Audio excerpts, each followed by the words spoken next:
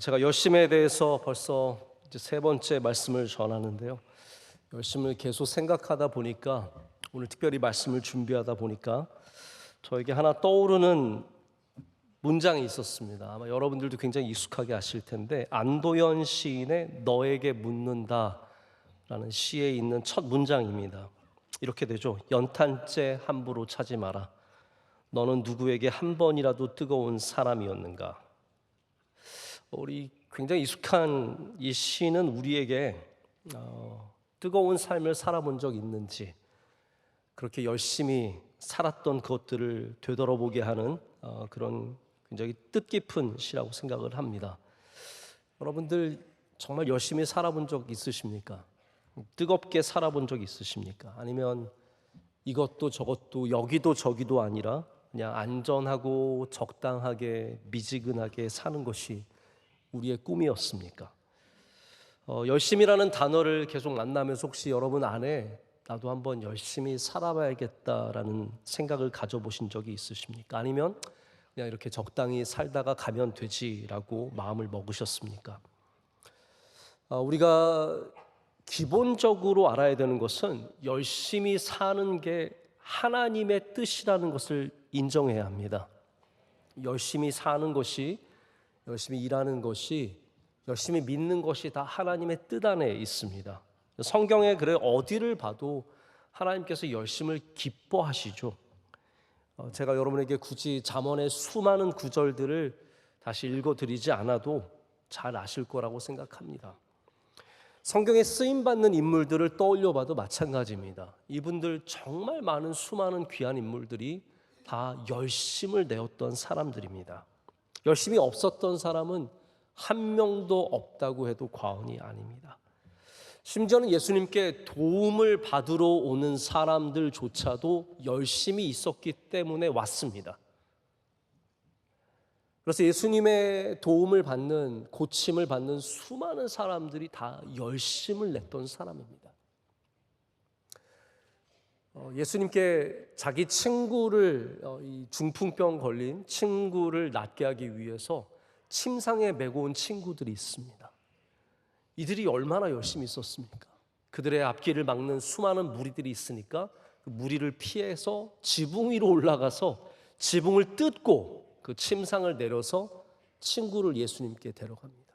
예수님께서 성경을 보면 그들의 믿음, 그 열심히 있는 친구들의 믿음을 보시면서 내가 이 병을 고쳐주시는 그렇게 딱 말씀을 하시죠. 무리를 뚫고 와서 예수님께 내 딸을 살려달라고, 우리 하인을 낫게 해달라고 외치는 그 사람들이 열심히 있었고, 수많은 무리 속에서 예수님의 옷자락을 잡으며 병이 낫기를 구하는 여인조차도 열심을 가졌던 사람입니다. 우리는 비유에서도, 예수님의 다양한 비유에서도 열심의 가치를 만납니다. 달란트의 비유는 임금이 달란트를 주고 떠났다가 돌아와서 달란트를 계수합니다.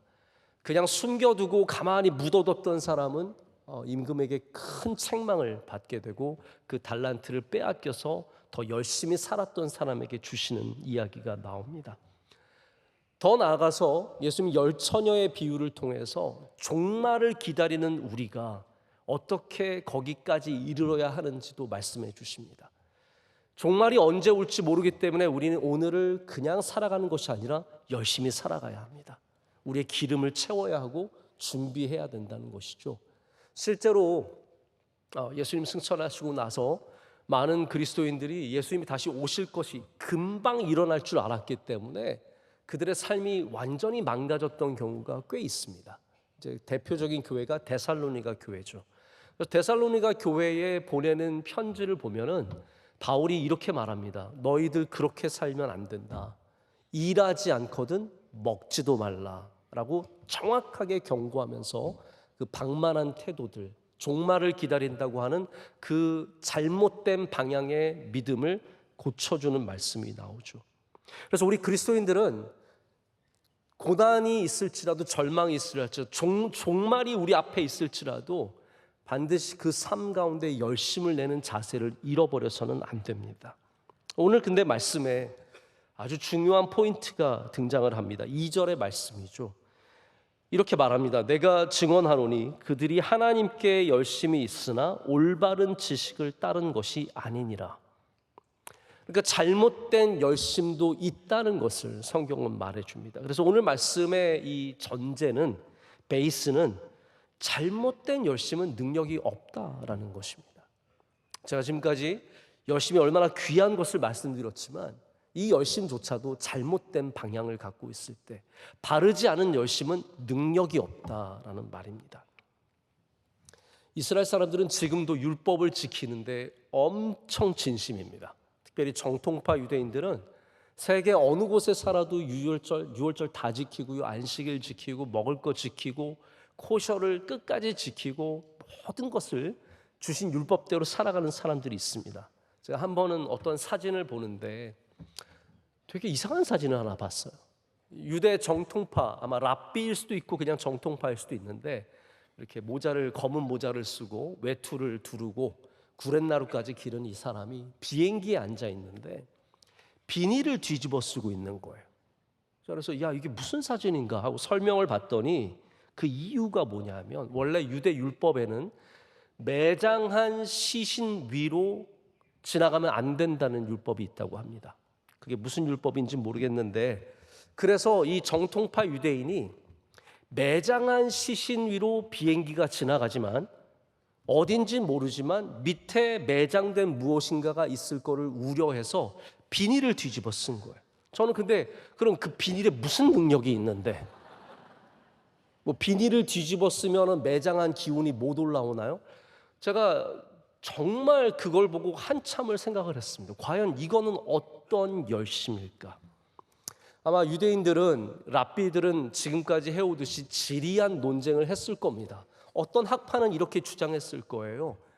비행기로 위를 지나가는 것은 실제로 지나가는 게 아니다. 모르고 지나가는 것이고 아주 공중 높이 있기 때문에 그 율법이 해당하지 않는다. 그러나 또 다른 학파는 주장했을 겁니다. 위라는 게 뭐냐? 위는 다 위지. 위가 어디까지가 위고 어디까지는 위가 아니냐? 그러면 사람 키면은 위고 빌딩 위면 위가 아니고 공중이면 위가 아니냐? 위는 다 위다.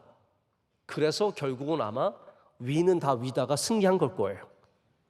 그래서 정통파 유대인들은 이렇게 비행기를 타고 뭔가 매장된 곳을 지나갈까라는 두려움 속에, 비닐은 또 누가 가르쳐 줬는지 모르겠어요. 어떤 논쟁 끝에 비닐을 얻었는지 모르겠지만 그걸 뒤집어 쓰고 가는 거예요. 유대인들이 갖고 있는 열심을 우리는 절대로 열심이 아니다라고 말할 수는 없습니다. 하지만 이 열심이 정말로 구원에 이르는 열심인지, 하나님께서 나중에 천국에서 우리를 맞아주실 때 너는 엘리베이터 안 눌렀으니까 훌륭한 사람이고 너는 엘리베이터 눌렀으니까 나쁜 사람이고를 분별하시겠습니까? 유대인들이 갖고 있는 열심이 아무리 귀할지라도 이들의 열심이 맞는 방향이냐에는 우리는 당연히 의구심을 가질 수밖에 없습니다. 우리는 열심을 굉장히 귀한 가치라고 생각을 합니다. 물론 공부 열심히 하는 것이 안 하는 것보다 낫고 일 열심히 하는 것이 안 하는 것보다 낫습니다. 그러나 열심히 의를 이룬다는 것에 대해서는 분명한 방향성이 있습니다. 제가 지금 2주간 여러분께 하나님의 열심을 계속해서 말씀드리면서 제가 주의한 것이 하나 있습니다. 그것은 뭐냐면 우리의 열심을 절대로 격화시켜서는 안 된다는 거죠. 우리의 열심의 가치를 완전히 격화시켜서는 안 된다는 것을 늘 생각을 했습니다. 그러나 또한 반대로 여러분에게 지속적으로 말씀드렸던 것은 우리의 열심만으로는 절대로 모든 것을 이룰 수 없다라는 겁니다. 우리의 열심만으로는. 오늘 말씀은 바울이 바로 이런 이스라엘의 열심을 칭찬하는 것 같지만 그들이 사실은 올바른 지식을 따르지 않았다. 구약 성경에도 백성이 지식이 없으므로 망한다라고 말하는 것처럼 지식, 방향, 올바름을 잃어버렸기 때문에 그 열심이 아무 의미가 없어졌다는 것을 오늘 말씀은 우리에게 얘기해 주고 있습니다. 한 20여 년 전에 우리나라에 허무 개그가 유행했던 적이 있습니다. 혹시 기억나십니까? 허무, 막 뭐든지 듣고 나면 허무한 거죠. 뭐 간단한 것들도 있었어요. 예를 들어서 왜 토끼가 용기가 있느냐? 토끼가 갖고 있는 것이 깡이랑 총이래요. 깡총이라서 그래서 토끼가 용기가 있다. 뭐 재밌지만 뭐 푸라는 캐릭터가 있는데 곰돌이죠. 푸가 나무에서 떨어지면 무슨 소리가 나냐? 쿵푸래요, 쿵푸. 그래서 들으면서도 약간 좀 이상한 거 있잖아요. 제가 기억나는 얘기가 있습니다. 나폴레옹이 전쟁을 할 때 알프스 산맥을 넘어가잖아요. 그때 막 군사를 막 몇만 명을 이끌고 알프스를 넘어가서 이제 러시아랑 싸워야 하는데 넘어가는 중에 나폴레옹 고민하다가 저기 올라가자. 그래서 그 병사들이 그 추운 겨울에 목숨을 걸고 그 몇천 메타 되는 산을 올라갔습니다. 나폴레옹 정상에 서서 밑을 쫙 바라보고 한참을 바라보더니 여기가 아닌가벼 라고 했다잖아요. 유대인의 율법이 그렇게 온 힘과 정성과 모든 것을 다해서 했는데 천국에 올라가 보면 뭐예요? 이게 아닌가벼예요. 이게 아닌가벼. 비닐을 왜 우리가 썼단가? 우리가 왜 그렇게 엘리베이터 버튼 안 눌렀단가? 이게 아닌가벼가 되는 거죠. 왜 그렇습니까? 그 열심의 가치는 여전히 남아있지만 방향이 맞지 않았다는 겁니다. 하나님을 향한 방향이 아니라 그들의 의를 향한 방향이었기 때문에 그것이 결코 그들을 구원하지 못했다라는 것이죠. 그래서 오늘 3절에 하나님의 의를 몰랐음을 지적하고 있습니다. 여러분, 하나님이 주신 율법의 핵심은 하나님의 백성이 어떻게 살아야 하느냐지 그것이 우리를 의인으로 만드는 것은 아니라는 겁니다. 그러나 이스라엘 사람들은 율법만 지키면 의인이 되는 줄 알았고 그것이 구원에 이르는 유일한 길로 알고 있었습니다. 하지만 오늘 로마서는 우리가 구원을 얻는 유일한 방법은 오직 예수 그리스도임을, 우리의 방향을 바꿔야 함을 우리에게 말해주고 있습니다. 잘못된 열심으로는 여러분이 정한 그 목적지에 절대로 다다를 수 없습니다. 그래서 지식이 없다는 말은 다른 말로 말하자면 방향이 틀렸다라고 할 수 있습니다. 마치 레고 작품을 만드는데 설명서도 있고 그림도 있는데 내 맘대로 만들다가 전혀 엉뚱한 작품이 나오는 것과 똑같은 것입니다. 여러분, 그래서 제가 반복해서 말씀을 드리지만 열심이라는 것 자체는 어떠한 덕목도 될 수 없습니다. 이거는 virtue가 아니에요. 방향이 있는 열심만이 덕목이 될 수 있습니다. 어떤 열심이냐? 이게 중요합니다. 특별히 우리 교회 안에서 많은 열심을 내는 여러분들 가운데서 그 열심이 어느 방향을 하고 있느냐? 우리 그리스도 예수를 향한 방향인지 나를 향한 방향인지를 반드시 점검해 봐야 합니다. C.S. 루이스의 스크루테이프의 편지라는 책이 있습니다. 제가 여러분께 가끔 얘기를 했고 저는 가능하면 여러분들이 이 책을 꼭 한번 읽어봤으면 좋겠습니다. 특별히 우리 그리스도인이 되면 이렇게 재밌는 책은 한번 읽어보셔야 돼요. 저는 여러분에게 베개로 삼을 수 있는 책은 소개하지 않습니다. 그러나 이렇게 얇고 읽기 쉬운 책은 한 번씩 읽어보시면 좋습니다. 특별히 우리 글로리아 센터 카페에 가시면 책이 있으니까 그냥 한번 보세요. 안 사셔도 돼요. 근데 스크루테이프의 내용이 뭐냐면 스크루테이프라고 하는 사탄의 이름입니다. 근데 삼촌이에요. 근데 자기 조카가 있는데 웜우드예요. 웜우드는 나무를 갉아먹는 벌레를 말하죠. 자기 조카 웜우드 사탄에게 보내는 편지입니다. 이들은 늘 그리스도인들이 하나님으로부터 멀어지도록 믿음을 착각하도록, 이게 정말 아주 테크니컬하게 우리의 믿음이 있는 것 같지만 잘못된 믿음으로 만드는 것이 사탄의 역할이고 사탄이 하는 일이라는 것을 우리가 이 책을 통해서 보게 되는데, 그래서 워무드가 이제 교인들을 자꾸 교회 못 나가게 하고 하나님을 향한 믿음을 흔들리게 하는 그 과정 속에서 이 삼촌이, 경험이 많은 사탄이 자기 조카에게, 경험이 없는 조카에게 보내는 편지의 묶음이에요. 근데 C.S. 루이스는 여러분 아시겠지만 나니아 연대기를 쓴 아주 훌륭한 소설가이자 영문학자입니다. 이분의 책이 갖고 있는 의미가 굉장히 깊습니다. 근데 제가 아직도 기억나는 여러 이야기 중에 이런 대목이 있어요. 제가 뭐 책을 다시 보고 쓴 게 아니라서 정확하지는 않지만 이런 거예요. 어느 귀부인이 있는데 사랑과 긍휼과 자비심이 굉장히 많아요. 그런 분들은 보통 자기를 훌륭하게 느끼는 경우가 많습니다. 사탄은 자꾸 자기를 훌륭하게 느끼게 해주라는 거예요. 너 훌륭하다. 너 굉장히 좋은 사람이야. 너 믿음 훌륭한 사람이야. 이렇게 부추기는 겁니다. 근데 어떻게 부추기냐 하면 그 귀부인이 저 멀리 있는 연약한 사람들, 아프리카, 뭐 아시아 이런 데 있는 가난하고 불쌍하고 병들고 연약한 사람들을 향해서는 계속해서 불쌍한 마음을 갖게 하는 거예요. 아, 저 사람들 어떻게 하냐. 그런데 사탄이 갖고 있는 전략은 뭐냐 하면 가까이 있는 사람들에게는 무관심하게 해라. 네 주변에, 이 귀부인의 주변에 있는 연약한 사람들에 대해서는 철저하게 무관심하게 해서 스스로는 나는 훌륭한 사람이야, 믿음의 사람이야라는 생각을 갖고 살지만 정작 그 자비와 사랑이 아무 능력이 없도록 만드는 것, 이것이 사탄의 전략임을 이 책이 얘기하고 있습니다.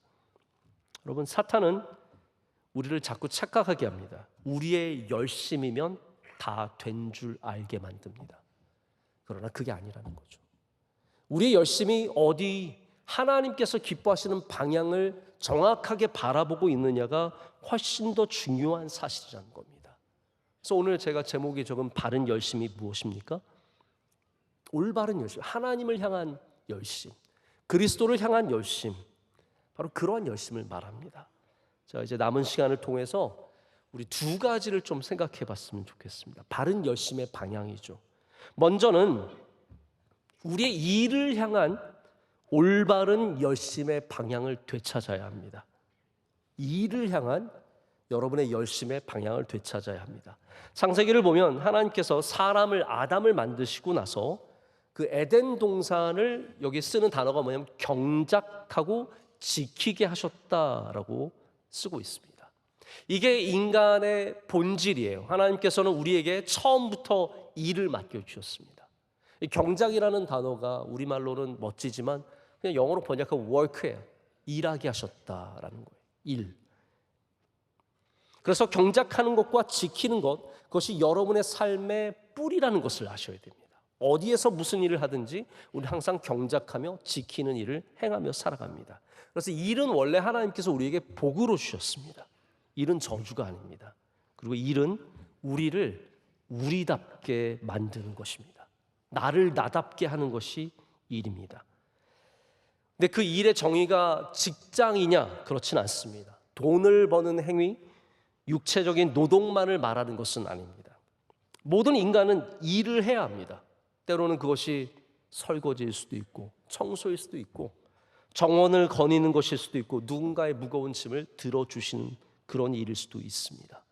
아이들을 키우는 거, 그거 다 여러분의 정체성과 깊은 관련을 갖고 있습니다. 일은 우리를 인간답게 하나님의 창조물답게 만들어주는 굉장히 귀한 도구라는 것이죠. 그래서 일을 다 해야 합니다. 다만 헛된 일을 하면 허무합니다. 우리는 다 우리에게 주신 에덴 동산을 반드시 되찾아야 하고 나의 에덴 동산을 돌보는 그 기쁨을 되찾아야 합니다. 할렐루야. 나에게 주신 에덴 동산을 만나는 것이 복입니다. 그 기쁨을 알아야죠. 그래서 여러분 평생에 내 일을 찾는 것 같이 중요한 인생의 귀한 목적이 없습니다. 나의 일이 무엇인가? 그리고 그 일을 열심히 하는 것이 우리 인생에게 주신 큰 복입니다.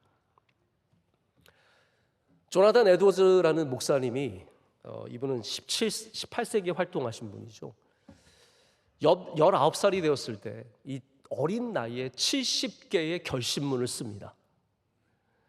이 70개의 결심문 하나하나가 너무나 주옥 같은 얘기들이고 그 나이에 이런 걸 썼다는 게 믿어지지 않을 정도로 참 귀한 결심문인데 이 결심을 레졸루션이라고 하거든요. 이 결심문 중에 6항에 이런 말이 있습니다.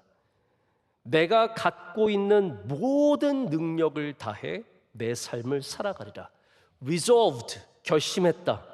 To live with all my might while I do live. 내가 살아가는 모든 날 동안에 나의 모든 힘을 다해서 살아가리라.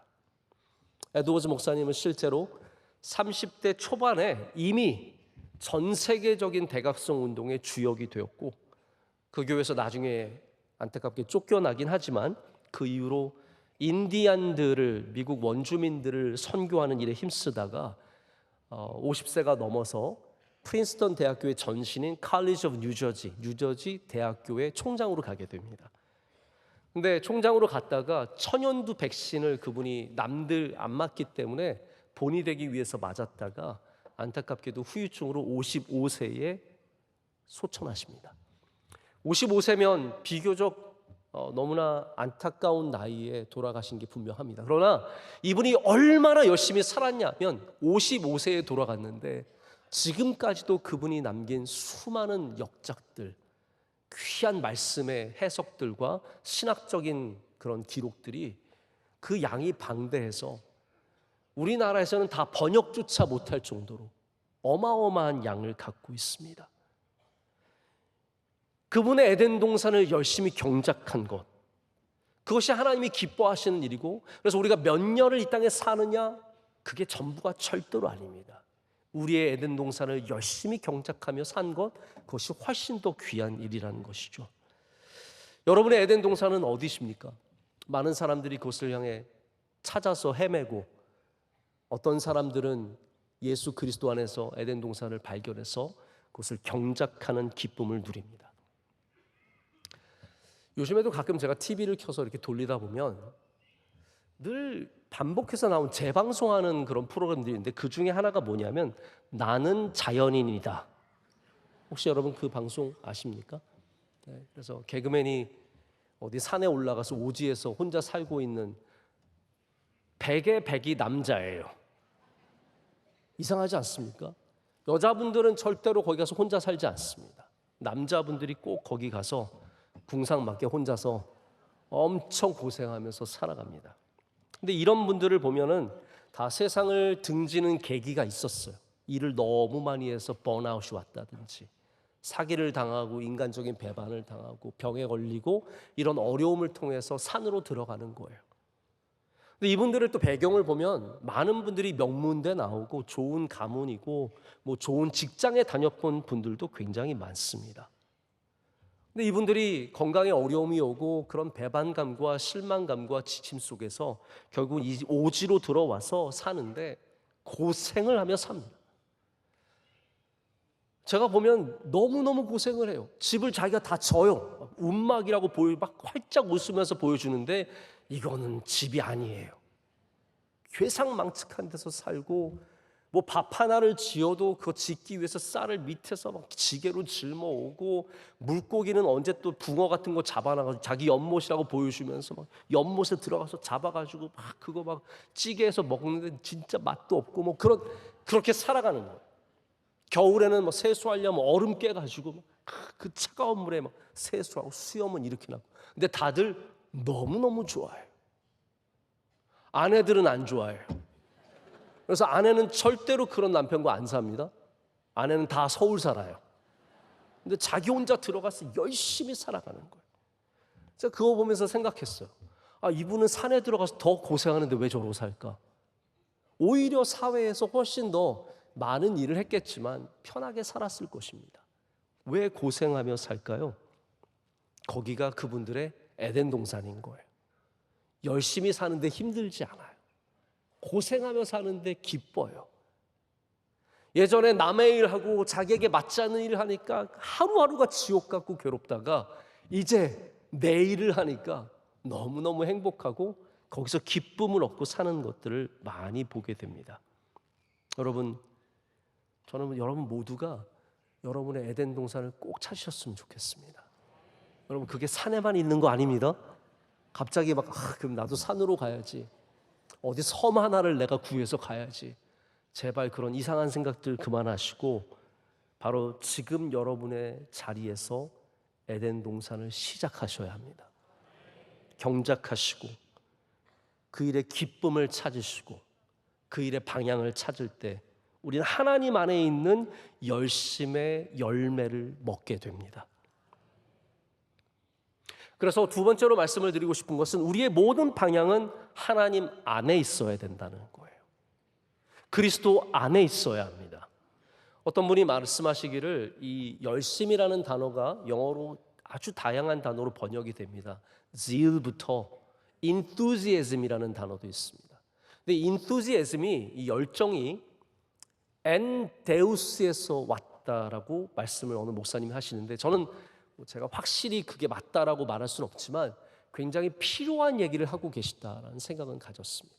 엔데우스, 하나님 안에서 가져야 할 것이 열심이고 엔 크리스도, 그리스도 안에서 가져야 할 것이 열심입니다. 하나님을 향한, 그리스도를 향한 열심 없이 우리가 열심을 말할 수 없습니다. 바울은 예수님을 만나기 전에 열심이 있었던 사람입니다. 제가 바울 서신 이렇게 쭉 보니까 열심이라는 단어를 찾아보면 바울이 예수님 만나기 전에 오히려 더 열심히 있었던 삶이었습니다. 열심이라는 단어가 계속 나옵니다. 나는 유대교의 열심이었고 율법의 열심이었고 나의 종파의 열심이었고 그리고 예수님 믿는 사람 잡아 죽이는 일에 열심이었다. 그런데 바울이 예수님 만나고 나서 다른 열심을 갖게 됩니다. 내가 하나님의 열심으로 너희를 사랑한다 라고 말하고 이제는 다른 종류의 열심을 그가 갖게 되죠. 그 전적인 변화가 예수 그리스도 안에 있었기 때문에 생겼습니다. 후회함이 없는 진정한 열심을 그가 경험하게 되죠. 저는 우리 예수님 믿는 사람들이 다 주님 안에서 열심을 가져야 한다고 생각합니다. 여러분 열심히 있으십니까? 아니면 이 정도면 되셨습니까? 좋은 것에서 위대한 것으로 하는 책이 있죠. Good to Great이라고 짐 컬린스의 역작인데 이분이 여기에서 다양한 얘기들을 하지만 그 중요한 꼭지 중에 하나가 뭐냐면요. 이대로 있으면 퇴보한다예요. 지금 아무리 괜찮아도 그대로 있으면 어떠한 좋은 것도 다 퇴보하게 되어 있다는 겁니다. 여러분 한국 교회가 언제부턴가 여기에 만족했습니다. 우리 이 정도면 됐다. 더 열심을 낼 필요가 없다.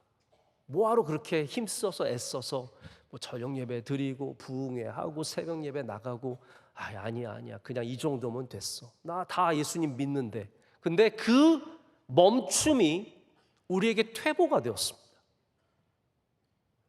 우리가 미지근해졌기 때문에 지금 한국 교회가 위기를 맞고 있는 겁니다. 이거는 누가 바깥에서 공격해서의 문제가 아닙니다. 우리들의 미지근함의 문제입니다. 지금 초등학생들은 예수님 믿는 아이들이 3%입니다. 3%라고요. 대학생들은 5%입니다. 젊은 세대가 역시 아닙니다. 우리가 미지근해져서 그렇게 된 겁니다. 우리가 너무나 하나님을 향한 열정을 잃어버렸기 때문에 그냥 적당히 믿기를 원했기 때문에 여기까지 밀려서 온 겁니다.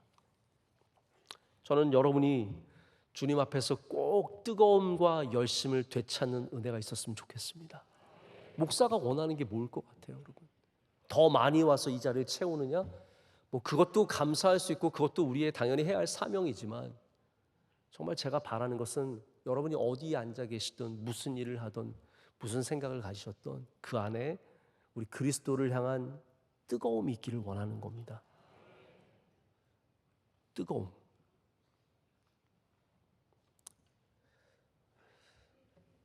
라오디게아라는 교회가 요한계시록에 예수님께서 편지를 보내신 교회인데 그 교회의 문제가 무엇이었습니까? 미지근함이었습니다. 라오디게아 교회는 이 온천수가 나오는 지역에 있었는데 온천수가 이 관을 통해서 거기에 도착하게 되면 미지근해지는 거죠. 그럼 그 미지근해진 물을 마시면 미네랄이 많은 그 유럽의 물 있지 않습니까? 역질이 날 정도로 예수님께서는 그 편지 가운데 너희가 덥지도 차갑지도 않으므로 내가 너희를 뱉어내겠다라고 말씀하십니다. 우리는 미지근하면 이 정도면 괜찮다고 생각하지만 주님은 우리가 뜨겁기를 원하시는 겁니다. 그래서 그 말씀 가운데 주님께서 주시는 말씀은 그러므로 네가 열심을 내라 예요.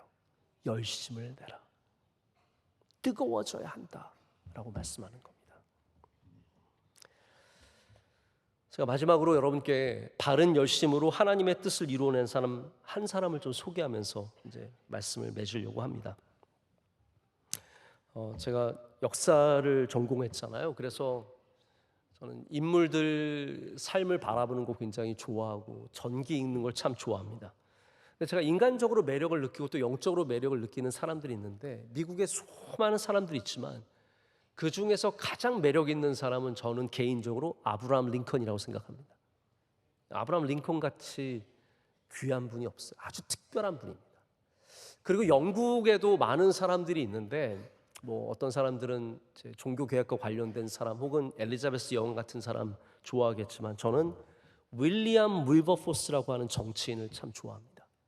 전에도 우리 저녁 예배나 새벽 예배 때는 제가 한 번씩 소개한 적이 있는데 윌리엄 윌버포스는 1700년대 태어나서 1800년대 돌아가신 정치인입니다. 이분은 아주 유명한 정치인 집안, 사업가 집안에 태어나서 부유한 최고의 부유를 누렸던 그런 아이였습니다. 근데 자라다가 삼촌 집에 가서 크게 되었는데 거기서 복음적인 기독교를 만납니다. 영국도 영국 국교가 있고 앵글리칸이라고 국교가 있고 그 당시 이 윌버포스가 어렸을 때 감리교가 개혁이 시작이 되고 그리고 미국에도 영향을 미치는 복음주의가 그 안에서 탄생하게 되는데 이 복음주의를 경험하게 되면서 뜨거운 마음을 갖게 된 거예요. 근데 다시 부모님 집으로 갔다가 또 신앙을 다 잃어버려요. 부모님이 못하게 하고 그러니까. 근데 이 친구가 이 친구는 아니죠. 이분께서 고등학교를 졸업하고 당시에 유럽의 귀족집은 다 자녀를 1년씩 유럽 여행을 시켰습니다. 하인들과 함께 유럽 여행을 하면서 우연히 프랑스에서 신앙을 되찾습니다.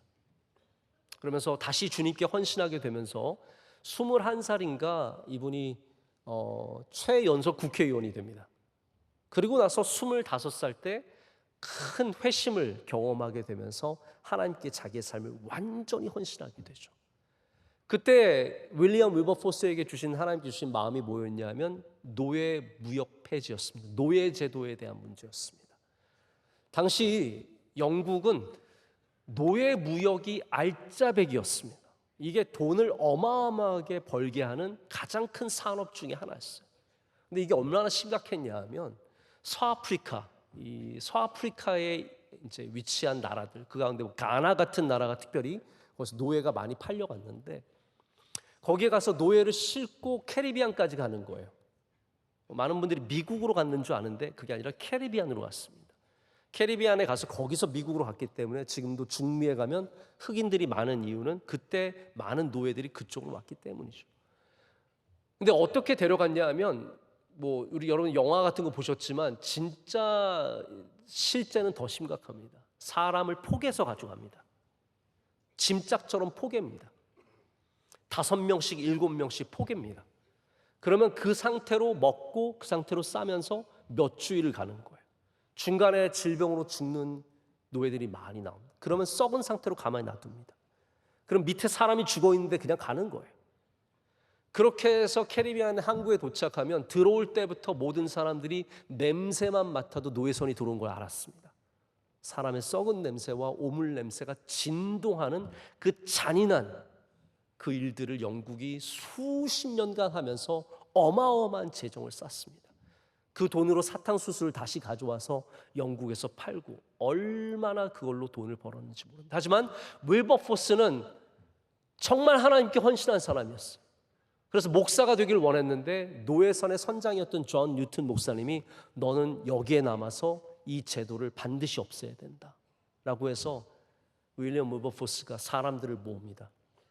이분과 함께한 사람들이 당시에 영국에서 최상류층이고 가장 돈이 많은 사람들이었습니다. 같은 길에 살고 있는 저택의 주인들이 다 함께 힘을 모아서 이 법을 금지시키기 위해 노력하고 그 중에 하나가 누구냐면 여러분들 지금도 그런 컵 가지고 계신 분 계시는데 웨지우드라는 회사가 있습니다. 혹시 아십니까? 웨지우드를 만든 사람이 바로 이 운동에 열심히 참여했습니다. 당시에 웨지우드 그릇 중에는 노예 해방을 요구하는 그러한 그릇들도 만들어서 팔면서 그걸로 자금을 대고 결국은 윌리엄 윌버포스가 1807년에 노예 금지법을 통과시킵니다. 삼각 무역으로 어마어마한 재정을 쌓던 영국이 그걸 포기하는 거죠. 왜 그렇습니까? 윌리엄 윌버포스의 눈물과 열심이 있었기 때문입니다. 그리고 노예 무역이 금지됨으로써 나중에 미국이 노예 제도까지 금지하게 되는 더 나아가는 은혜가 여기서 다 시작이 되는 겁니다. 이 한 사람이 하나님을 향한 열심의 그 방향을 가졌을 때 우리 역사가 바뀌고 수많은 노예들이 살아날 수 있는 길이 열리는 큰 은혜가 임하게 되는 거죠. 여러분, 열심을 가지십시오. 그러나 우리는 그리스도 안에서 열심을 가져야 합니다. 그 열심이 나를 변화시키고 세상을 변화시키고 주님의 뜻을 이 땅 가운데 이루는 놀라운 능력이 있다는 거죠. 여러분, 말씀을 맺습니다. 그냥 뛰지 마십시오. 결승점을 보면서 뛰어야 합니다. 거기서 면류관 드신 분이 누구이신지를 확인하면서 뛰어야 합니다. 그럴 때 우리는 그 결승점에 도착하여서 허무한 인생이 아니라 가장 값지고 복된 인생의 마침을 나누고 누리게 될 줄로 믿습니다. 함께 기도하겠습니다. 하나님 아버지, 감사합니다. 오늘 열심을 내어 주님 앞에 나와 예배하게 하심을 감사합니다. 하나님, 주의 사랑하시는 귀한 한 분 한 분 주님을 향한 열심이 있게 하여 주시오며 우리 삶 가운데 내게 주신 에덴 동산을 찾아 그곳에서 땀 흘리며 열심히 일하여 열매 맺는 복된 인생들이 되게 하여 주시옵소서. 예수님의 이름으로 기도드립니다. 아멘.